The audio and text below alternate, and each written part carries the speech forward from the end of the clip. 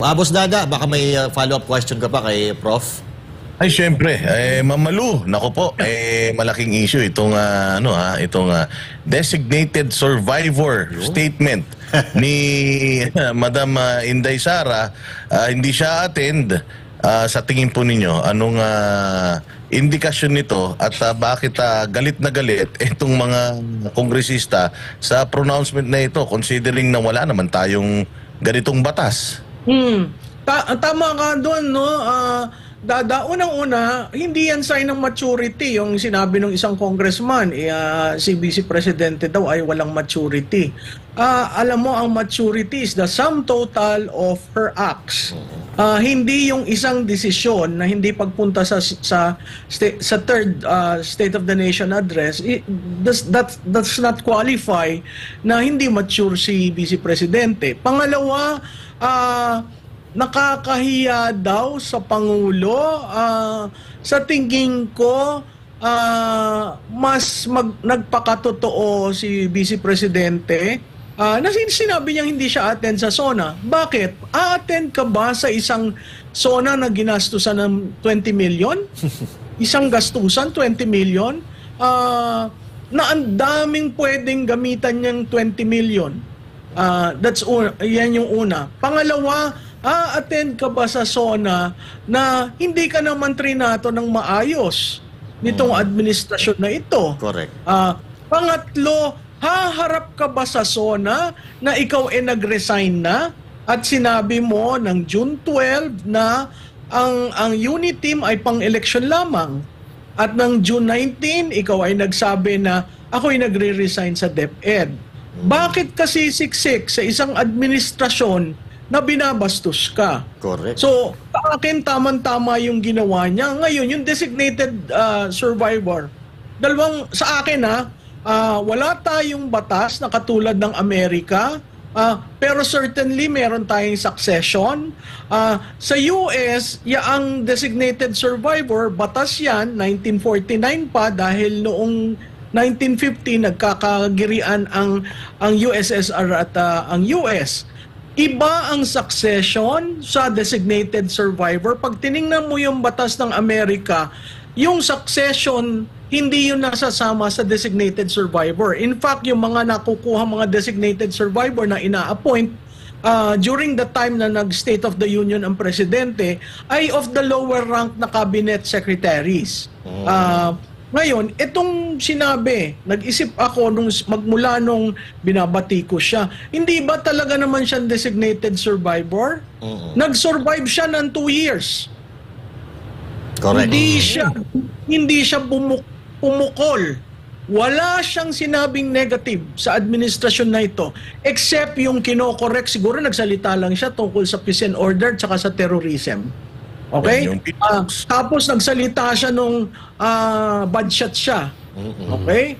At tama lang na dapat salitain niya yun. Kasi, sandali lang, yung First Lady, hindi naman yan elected. Mandato. Okay? Kung titingnan nyo, tahimik siya for 2 years. Ano pa ba naman ang gusto nyong reaksyon na gagawin niya? Haharap siya doon, papalakpak siya, ngingiti siya. Ito nagpapatunay sa atin na meron tayong politiko na kayang gumawa ng ganyan. Hindi yung hagod-hagod, okay na tayo, wala tayong kwan. Kasi makikita mo talaga sa gawa. It's not really the words. Meron tayong Pangulo na napakagaling sa rhetoric. Tingnan nyo kung ano yung inaugural niya, i-compare mo sa first SONA, sa second SONA. Ano ba doon ang nagawa? Samantalang si Vice President, tumahimik siya, nagtrabaho siya sa DepEd, mahirap ang DepEd, pero may nagawa siya. So, sa akin, designated siya, kasi siya naman ang designated ng 32 million. Survivor siya dahil 2 taon siya na nag-survive. Correct po. Pero sa administration ito. Ito po ang tanong, Prof, kasi inuobliga po, may mga kongresista na nanghihingi ng diretsong kasagutan galing kay BP Sara kung bakit daw siya hindi a-attend sa SONA. Kailangan pa po ba? Require pa siya na magpaliwanag kung bakit hindi siya attend? Hindi. Alam mo, natatawa nga ako dyan sa mga yan eh. May isa akong interview, congressman yung nagtanong. Sabi ko, ba't ho hinihingan nyo ng paliwanag ang vice presidente? Aba, ang vice presidente ho ba'y under ninyo? Hindi ba ang vice presidente ay pangalawa sa presidente? Correct po. Pag may nangyari sa presidente, siya magte-take over. Ba't nyo binabastos? Di ba? Kasi daw, baka joke lang naman yun. May kanya-kanya ho tayong interpretasyon. Correct. At clearly, nung sinabi niya yan, hindi naman nakangiting-ngiting-ngiti. Di ba? Sinabi niya, no, I'm not attending the SONA. I am when you say I'm designating myself, of course she has all the right to designate herself. Is it written in black and white? No. So, is it a joke or sarcasm or whatever? Pero, it is not a measurement of maturity. It is certainly not a measurement of hihingi ako ng opinion nyo, ng approval nyo, na dahil sinabi ng mga kongresista, attend ako. Sandali lang ho, yung mga kongresista, ang inyong mandato, siguro mga 250,000 per district. Si Vice President ho, 32 million. Huwag naman yung pahiyain na gano'n, di ba? At karapatan ng Vice Presidente, kung ayaw niya umattend, hindi siya a-attend. Ganyan ang ginawa ni Vice President Doy Laurel. Hindi siya tinanong, hindi siya nag-offer ng sagot. Sinabi lang niya, I do not wish to attend. Bakit? Ano ba yung sitwasyon ni Cory Aquino noon at saka ni Doy Laurel? Di ba nagkakaroon na ng politika sa kanilang dalawa? Mas lalo naman ito. Di ba? Yung ginawa ni Speaker na pagdurog sa kanya sa lahat ng aspeto na wala kang narinig sa presidente.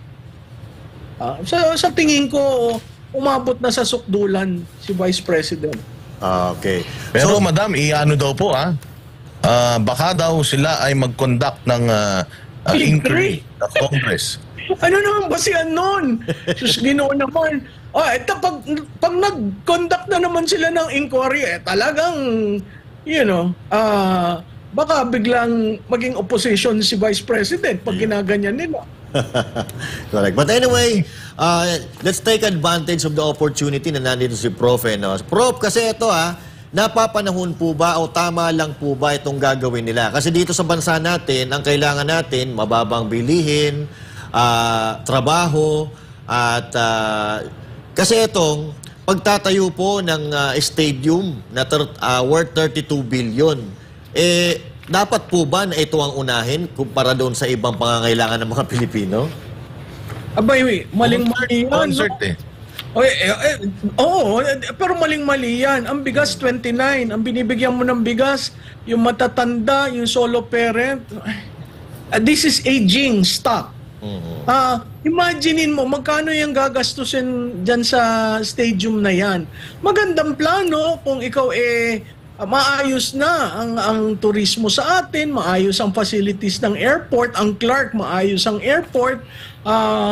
Pero again, meron diyang stadium pa na nung panahon ng Southeast Asian Games. So, maling-mali ang plano nila.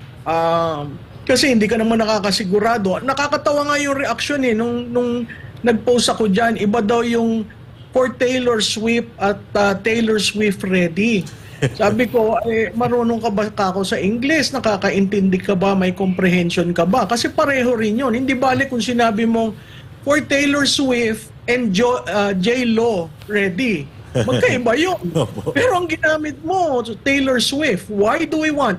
Ang Singapore, nagawa niya yan. At saka yung multiplier effect, ang tindi. Pero Singapore yun. Huwag tayong managinip kung ang ating mga kasamahan, mga Pilipino, ay naghihirap. Ang pinag-iisipan natin, how do we fight inflation? At ang inflation is the number one issue. So, walang nagagawa ang administrasyon. Kahit nga yung ayuda, hindi nagre-reflect as a cure for inflation. So, balik tayo dun sa basic.